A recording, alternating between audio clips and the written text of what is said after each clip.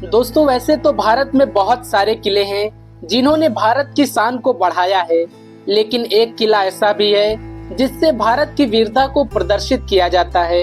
एक ऐसा किला जिस पर मुगल और अंग्रेज तो छोड़िए, छत्रपति वीर शिवाजी महाराज भी कब्जा नहीं कर पाए। छत्रपति शिवाजी महाराज जैसे महानायक के सामने भी ये किला नहीं झुका।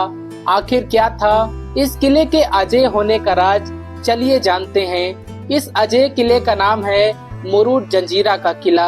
ये किला महाराष्ट्र के रायगढ़ जिले के मुरुड से लगभग 5 किलोमीटर दूर राजपुरी के तटवर्ती गांव में है। बता दें, ये मराठी शब्द जंजीरा का अर्थ होता है समुद्री दुर्ग। ये शब्द फारसी से मराठी में आया है। फारसी में जंजीरा को समुद्री टापू कहते हैं। मुरुड जंजीरा समुद्री तट से लगभग 90 फुट ऊंचा है। 22 एकड़ में फैले इस दुर्ग की नींव 20 फीट गहरी है और इसे बनाने में भी लगभग 22 साल का लंबा समय लगा था। इस किले में 19 विशाल बुर्ज हैं। उन पर उस समय की बेहतरीन तोपें लगी हैं। आपको बता दें, ये सारी तोपें उस समय स्वीडन, स्पेन, फ्रांस और हाईलैंड से मंगवाई गई थी। तब ये पूरा इलाका अहमदनगर के निजाम के अधीन आता था। निजाम ने इस किले पर परकोटा बनवाया था, जिससे ये किला बिल्कुल अजेय है। निजाम ने इस किले की देखभाल व रख रखाव का काम एक माली को दे दिया था, जिसका नाम रामराव पाटिल था। रामराव और कुछ मछुआरे इस किले की देखरेख और देखभाल किया करते थे, मगर परकोटा बनने के बाद किला अधिक सुरक्षित हो गया, जिससे रामराव ने निजाम को अनदेखा करना शुरू कर दिया और किले पर अपना अधिकार जमाने लगा।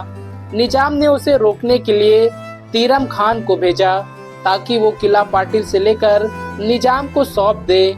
कई दिनों तक समुद्र में भटकने के बाद उसे एक दिन टापू पर जंजीरा का किला नजर आया।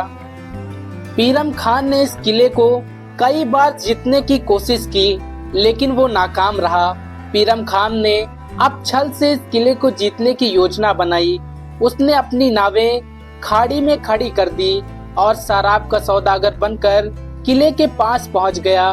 पीरम खान ने चाल चलना शुरू किया और रामराव पाटिल से दोस्ती करने का बहाना बनाया। उसने दोस्ती के लिए पीरम खान ने कई ड्रम शराब तोहफे में दिए। रामराव खुश हो गया और इस तरह पीरम खान ने रामराव से दोस्ती कर ली और पीरम खान ने किला देखने और वहां रात भर रुकने की इच्छा जाहिर की। इजाजत मिली तो खान ने रात में पाटिल के लिए दावत का इंतजाम कर दिया। पाटिल और उसके सहयोगी जब नशे में लड़खड़ाने लगे तो रात में अचानक खान के सैनिकों ने उन पर हमला कर दिया। भीषण मारकाट हुई। मछुआरे मुकाबला ही नहीं कर पाए और वो चंद घंटों में ही हार गए।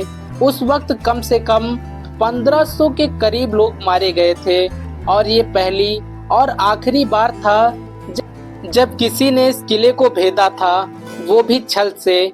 और इसके बाद ऐसा कोई भी नहीं आया जिसने वीरता के साथ इस किले को जीतकर इसकी फर्श पर कदम रखा हो। ये किला इतना मजबूत था कि पुर्तगाली, डच, मुगल, अंग्रेज, फ्रांसीसी, आदिल शाह, मराठे कोई भी इसे जीत नहीं पाया।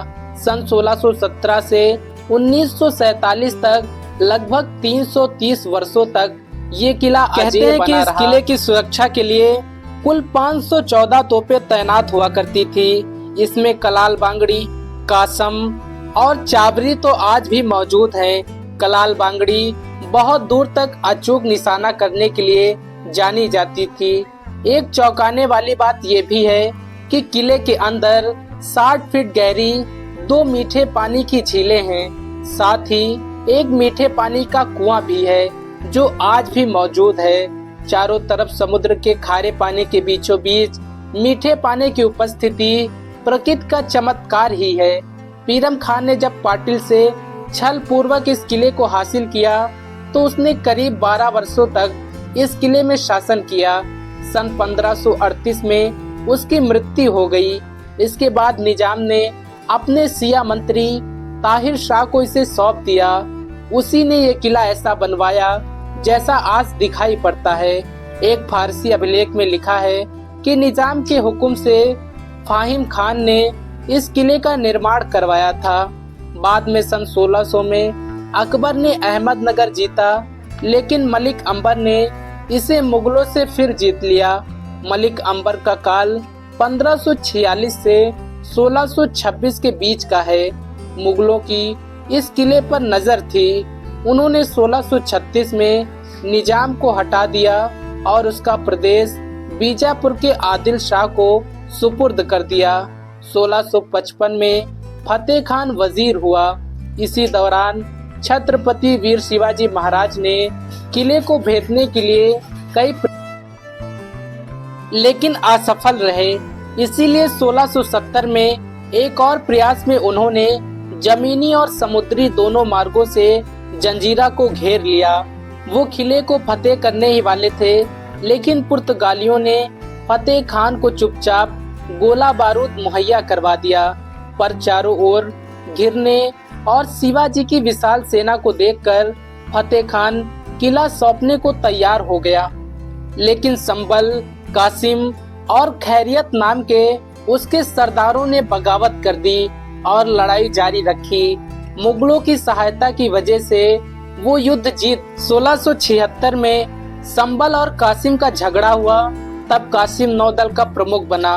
1680 में छत्रपति शिवाजी महाराज की मृत्यु के बाद 1682 में छत्रपति संभाजी महाराज ने किले को भेदने का प्रयास किया, लेकिन वो भी इसमें असफल रहे।